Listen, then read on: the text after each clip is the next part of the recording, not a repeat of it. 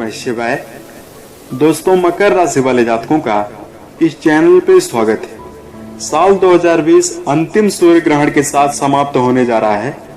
इस वीडियो में हम आपको बताने जा रहे हैं साल का अंतिम सूर्य ग्रहण कब लगेगा, कहां पर दिखाई देगा और इसका मकर राशि वाले जातकों के ऊपर कैसा प्रभाव पड़ने जा रहा है।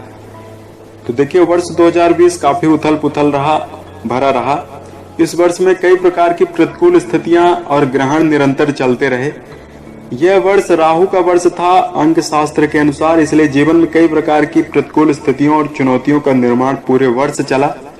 अब साल का अंतिम सूर्य ग्रहण 14 दिसंबर दिन सोमवार को माघ शीर्ष माह की कृष्ण पक्ष अमावस्या को रात में लगने जा रहा है।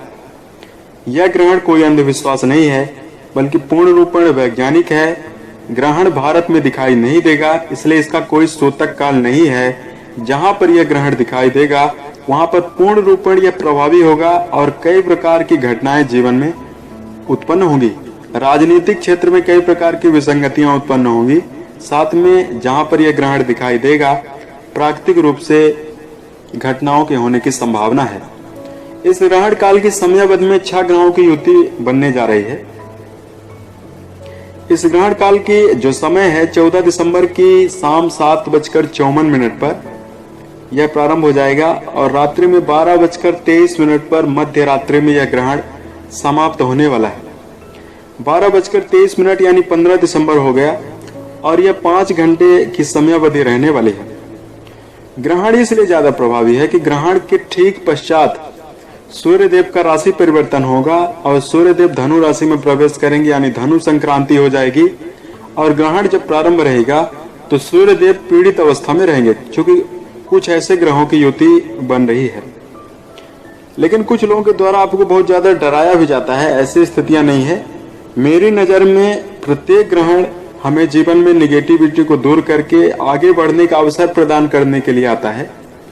यह सूर्य ग्रहण भी ऐसा है। वृश्चिक राशि ज्येष्ठा नक्षत्र में यह ग्रहण प्रारंभ होने जा रहा है। इस दिन अमावस्या तिथि सोमवार का दिन रहेगा।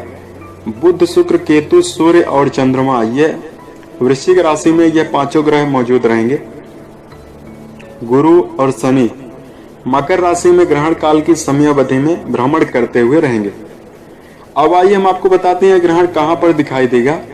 तो यह दक्षिण अफ्रीका, प्रशांत महासागर, Mexico, Singapore, Malaysia, Sumatra, Sri Lanka और बर्मा में यह ग्रहण दिखाई देगा। जहां पर यह ग्रहण दिखाई देगा तो अभी आपको पूर्व में बताया पूर्ण रूप में प्रभावी रहेगा। राजनीतिक और प्राकृतिक घटनाओं के पूर्ण रूपेण होने की संभावना बन रही है। अब आइए हम आपको बताते हैं इसका मकर राशि वाले जातकों के ऊपर कैसा प्रभाव पड़ने जा रहा है। मकर राशि वाले जातकों, यह ग्रहण के पश्चात अगले 15 से 45 दिनों में पूर्ण प्रभाव अपना दिखाता है। आपके राशि के 11th हाउस में यह ग्रहण लगने जा रहा है और इस ग्रहण के फलस्वरूप आपको कई प्रकार के शुभ परिणाम देखने के लिए मिलेंगे। यदि आप मकर राशि के जातक हैं और सूर्य देव आपके राशि में मौजूद हैं और मजबूत अवस्था में हैं, तो आपको जीवन में नए कार्य प्रारंभ होंगे। नए कार्यों की शुरुआत आपके जीवन में होगी। व्यापार कर रहे हैं उसमें बड़ी सफलता देखने के लिए मिलेगी। नई अपॉर्चुनिटीज की प्राप्ति आपको जीवन में होगी, जो आपको आगे बढ़ाने के लिए समर्थ होगी। 11th हाउस यानी लाभ भाव में ग्रहण के होने से आर्थिक लाभ होने की संभावना बनेगी। रुके हुए कार्यों के बनने से मन में प्रसन्नता देखने के लिए मिलेगी। समाज, परिवार और व्यापार में आपका काफी ज्यादा वर्चस्व बढ़ेगा और आपको सम्मान की प्राप्ति होती हुई नजर आने वाली है। वाणी पर आवेग रखकर बचने की आवश्यकता होगी। वाणी पर नियंत्रण और सूझबूझ नपी तुली बात का प्रयोग करना आपके लिए श्रेष्ठ रहने वाला है। किसी दूसरे व्यक्ति के कार्य में हस्तक्षेप करके आप जीवन में आगे ना बढ़ें, तो आपके जीवन में अच्छी स्थितियां निरंतर बनी हुई रहेंगी।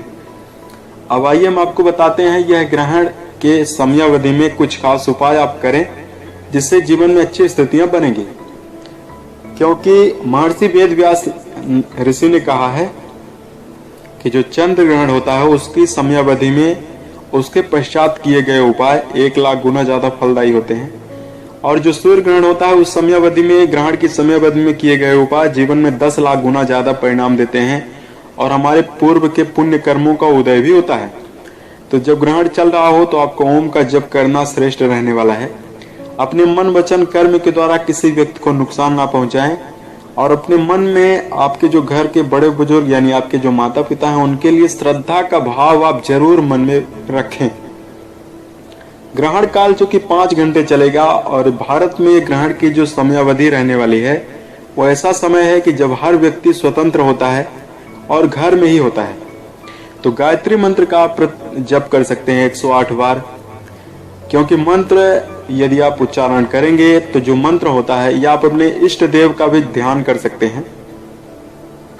शनि देवता के मंत्र का भी आप जप जरूर कर सकते हैं। मंत्र सीधा आपके इष्ट देव के द्वारा चूंकि कंपायमान होकर सीधी तरंगों को आपके अंदर प्रवाहित करता है और आपके अंदर एक नई ऊर्जा, उत्साह और ऊर्जा स्तर देखने के लिए मिलता है। इसलिए मंत्रोच्चारण से बहुत सारे लाभ होते हैं। कभी हम इसके बारे में आपको संपूर्ण जानकारी देंगे। गर्भवती महिलाओं को ग्रहण काल की समय अवधि में चाकू, छुरी और तेज धार वाले औजारों से दूर रहकर चलने की आवश्यकता होगी, क्योंकि बहुत सारे लोग इस ग्रहण को अंधविश्वास के रूप में लेते हैं। बोलते हैं कि ग्रहण दिखाई नहीं देगा, और सूतक काल वास्तविक में इसका नहीं रहने वाला है, क्योंकि भारत में दिखाई नहीं देगा। फिर भी हमें सावधानी जरूर बनाकर चलने की आवश्यकता होगी। फिर यदि संतान उत्पन्न होती है और उसके अंदर विकृति होती है तो हमारे पास हाथ मलने के अलावा कोई समाधान नहीं होता। इसलिए गर्भवती महिलाओं को समझाइश दी जाती है कि इन चीजों से आप परहेज करें। घर में यदि बचा हुआ भोजन है तो उसमें आप तुलसी के पत्र आप जरूर डाल सकते हैं, पत्ते को आप डाल दें। ग्रहण काल के पश्चात आप स्नान करें।